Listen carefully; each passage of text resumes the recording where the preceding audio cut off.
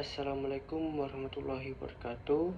Yang saya hormati Bapak Insinyur Muhammad Ari Bagus Nugroho SST MDRT selaku dosen pengampu mata kuliah praktik mikrocontroller.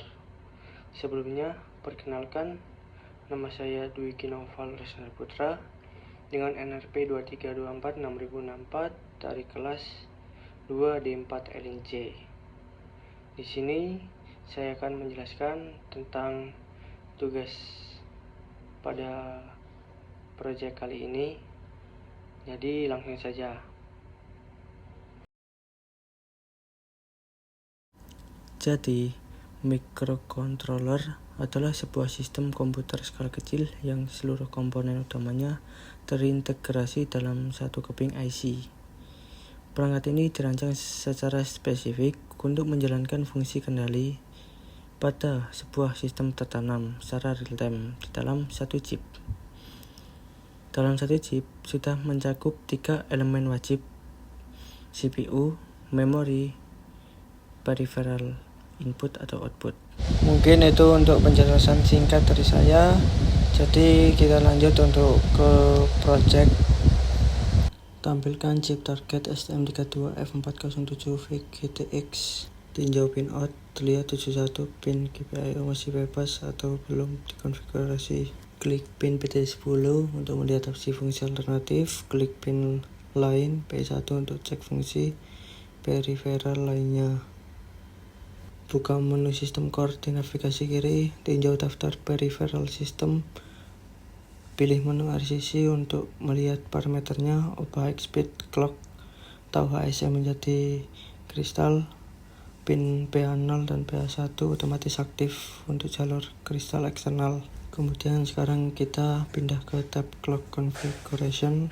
Di sini sudah terlihat cek sistem clock frekuensi input eksternal di 8Z. Sistem menghitung otomatis pembagi untuk bus internal. Pastikan konfigurasi clock stabil dan bebas error. Demonstrasi menggunakan 5 LED output dan 2 tombol input. Dengan algoritma tip bounce input, tombol menjadi stabil. Di mode 1, LED menyala berurutan dari kiri ke kanan. Tombol 1 ditekan, sistem masuk mode 2, pola dan frekuensi ketipan LED kini berubah menjadi variasi sekensional. Tekanan berikutnya memicu mode 3, kelima LED berkedip secara serentak. Tombol 2 berfungsi sebagai reset atau pembalik pola. Di sini sudah terlihat pada tab awal dengan diagram skema chip microcontroller. Klik pin PT3 untuk melihat daftar menu fungsi alternatif yang bisa diterapkan pada pin tersebut. Sekarang kita ke panel navigasi sebelah kiri.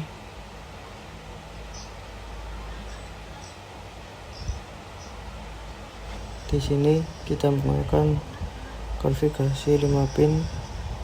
Sekarang kita beralih ke panel kiri pada menu ICS. Lanjut ke tab clock konfigurasi. Sudah terlihat kita sekarang ada di tab clock configuration. Layar menampilkan diagram kelistrikan clock tree microcontroller pada bagian HCLK atau system clock.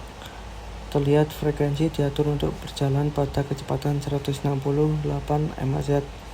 Konfigurasi clock yang akurat ini sangat penting agar fungsi penghitungan waktu seperti 2 detik, 3 detik itu benar-benar berjalan akurat.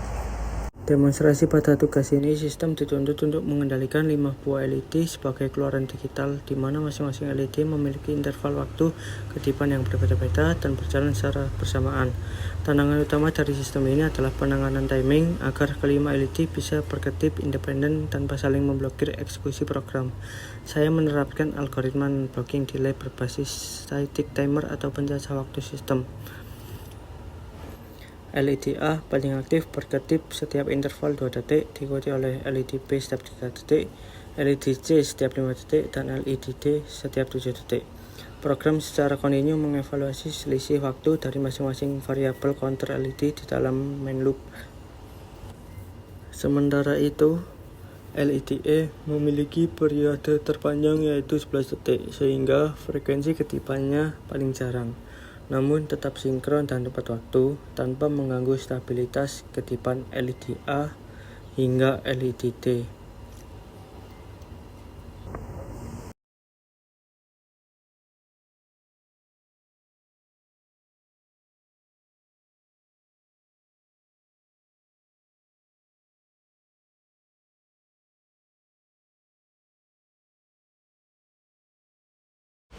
Di sini kita klik menu GPIO. Pada tabel configuration terlihat alokasi pin secara detail, yaitu pin PE0, PE1, P2, P3, dan P4 diatur sebagai GPIO output. Sekarang sudah terlihat pada menu tab clock configuration. Kita menampilkan struktur perwakilan internal. Sama seperti proyek sebelumnya, frekuensi utama HCLK ditetapkan beroperasi maksimal 168 MHz. Demonstrasi pada tugas kali ini, sistem ini dikonfigurasi menggunakan 5 buah LED dengan keluaran digital dan 1 buah tombol sebagai pengatur 2 mode operasi berbasis Finite State Maintenance. Mode 1, LED menyala bersamaan selama 1 detik, kemudian padam bersamaan selama 1 detik. Kendali waktu diatur menggunakan pencacah timer sistem agar pembacaan tombol tetap responsif. Ketika tombol ditekan masuk ke mode 2, pada mode ini, sistem menjalankan algoritma non-blocking multi-timer di mana kelima LED berkedip secara independen dengan interval yang berbeda-beda. Bisa diamati LED A berkedip setiap 2 detik, LED B setiap 3 detik, LED C setiap 5 detik, LED D setiap 7 detik, dan LED E dengan periode terlama yaitu 11 detik. Seluruh proses transisi mode dan manajemen waktu berjalan presisi. Dari 3 proyek tersebut bisa kita simpulkan bahwa ada beberapa hal penting yang harus diperhatikan dalam mengerjakan proyek GPIO. Yang pertama adalah manajemen waktu, yang kedua pembacaan tombol harus dilengkapi dengan algoritma debouncing dan konfigurasi resistor, dan yang terakhir kita harus memperhatikan aspek-aspek teknis dalam sistem microcontroller. Mungkin itu saja. Terima kasih sudah menonton. Wassalamualaikum warahmatullahi wabarakatuh.